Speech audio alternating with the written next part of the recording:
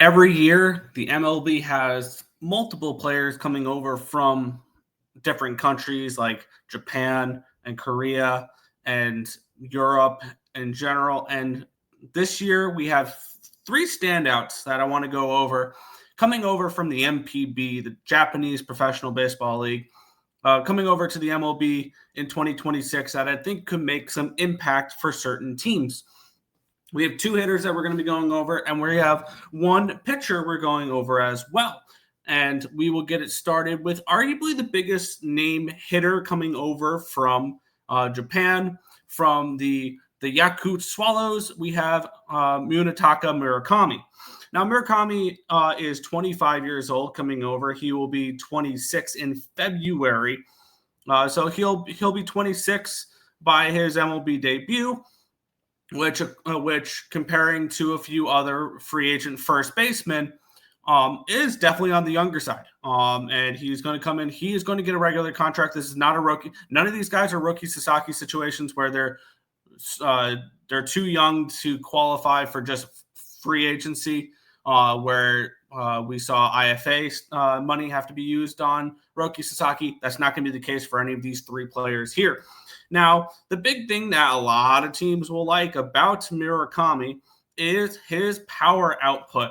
And he is somebody who led the MPB in home runs, and I believe has the MPB all-time record for home runs, 246 home runs in the MPB, including 56 with the Swallows in 2022, which I believe is the all-time record for most home runs in a season for Japanese hitters, which, keep in mind, that's more of a pitcher-friendly league.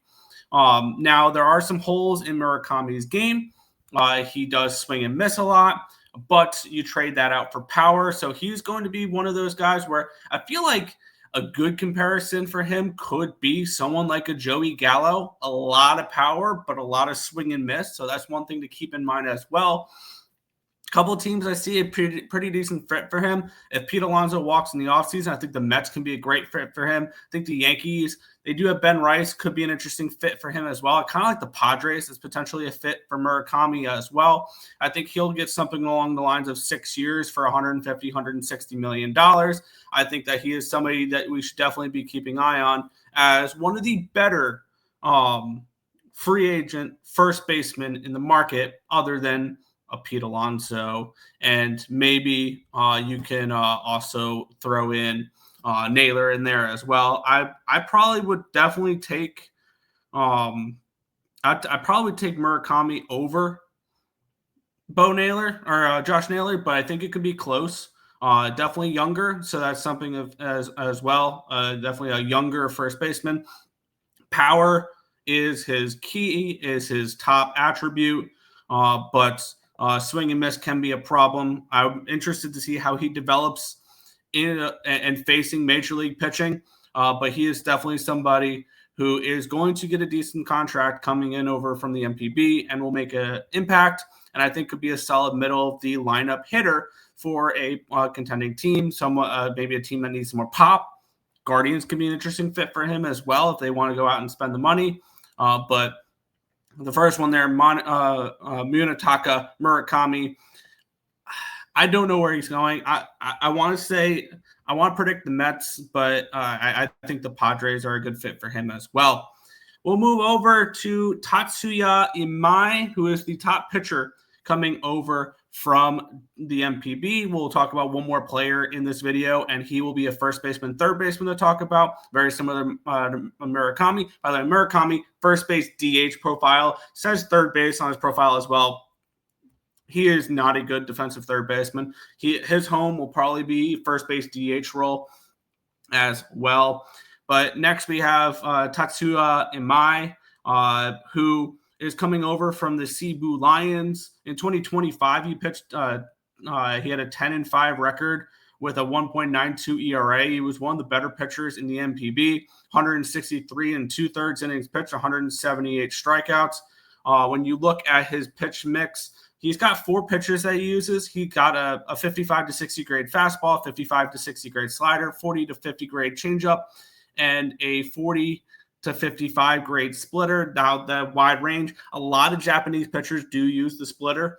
He has a 40 to 45 command, so that's one thing we got to keep in mind, or we got to watch for when it comes to Tatsuya Imai, is that his control is going to be the biggest question mark for him on how that plays in the MLB. He did walk 45 batters and 163 and 2/3 innings pitched in 2025, which was an improvement because he walked 70 batters in 2024 and 173 and a thirds. So that's something that Imai is going to have to work on when it comes to adjusting to major leagues. Is his control has got to get better.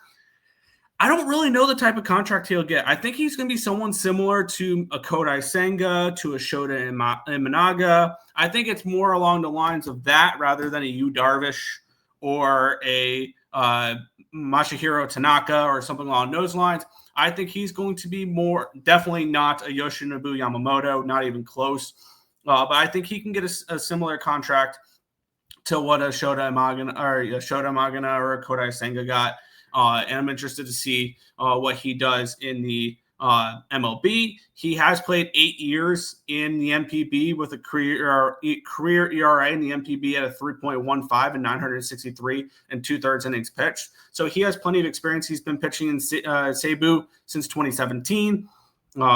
Top pitching free agent coming from Japan, Imai. I like Imai a little bit. I think he can be a solid middle of the rotation guy. And somebody that probably a few teams can look at. I wouldn't be surprised if maybe the Cubs go and look at him a little bit. Once again, probably the Dodgers can look at him because the MPB is their minor league team. The Padres can be an interesting one as well. The Giants can be an interesting look as well. The Mariners, a lot of West Coast teams. Japanese players do like the West Coast better than the East Coast because it is closer to home.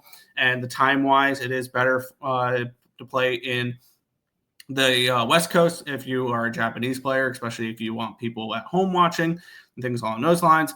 So don't be surprised if two, if not all of these players go to a West Coast team, which brings us to the last one here where we have Kazuma Okamoto, which is a first baseman, third baseman from the Yomiuri Giants. Now, he has the same defense positions as Murakami, but he's a little bit different of a player. Still got pop as he hit 27 home runs in 2024, 41 in 2023. Did take a little bit of a dip in 2025 where he hit 15, but he only played 69 games. So he did not play as many games, but he still got decent pop. And I think he's the better overall hitter comparing him to a Murakami. He is 29 years old, so he is 4 years older than Murakami. So I think the contract won't be nearly as big as Murakami will get. I think something along the lines of 3 to 4 years at maybe $100 to $120 million. Actually, no, that's way too expensive now. I'm trying to do math in my head. Probably 4 years to the 80 to 100 range rather than 100 to 120. I think is a good range for Okamoto. He is a more solid overall hitter and well-rounded hitter than a Murakami. 277, 361, 521 for an 882 is his career slash line in the MPB. In 2025 and 69 games, he did slash 327, 416, 598 for a 10-14 OPS. He has been really solid over the last few years, and I think he's probably the most underrated of the group for these Japanese players coming over to the major leagues. I think that this could be another spot if the Mets don't get Alonso. I think that they can look at Okamoto if they want a better overall player. A better defender and better overall hitter, and not as much power, but I think not too far off. I think that once again, the Padres can be an interesting look as well. I think the Padres will be in on all these guys potentially, and the Giants I think could be an interesting look for Okamoto as well. The Mariners, I think, could be a great fit for him as well, especially if Naylor and Suarez walk in the offseason. He's a first baseman, third baseman, so I can see him potentially there. So I just wanted to kind of do a breakdown of the potential top Japanese players that will be coming to the MLB in 2026. Let me know down in the comment section below where you think each of these Japanese players will go. I'm going to say Murakami goes to the Mets. Alonso walks. I'm going to say Tatsuya Imai is a Chicago Cub. And I'm going to say Kazuma Okamoto will be a Seattle Mariner. So that would be my 3 predictions there. Just off the top of my head there for that. But that is going to do it for this video here. Definitely got plenty of more content I'm planning on recording over the next few weeks for the off season. We have options that were picked up, and we have free agency starting in less than an hour from the time of my recording here on 4 o'clock Eastern Standard Time. So we got that to start to pay attention to as well. I will be doing a lot of breakdowns on free agent signings and the impacts that they will have. But that's going to do it for this one. I want to thank you guys as always for watching, and we'll catch you guys in the next video. Peace out, guys.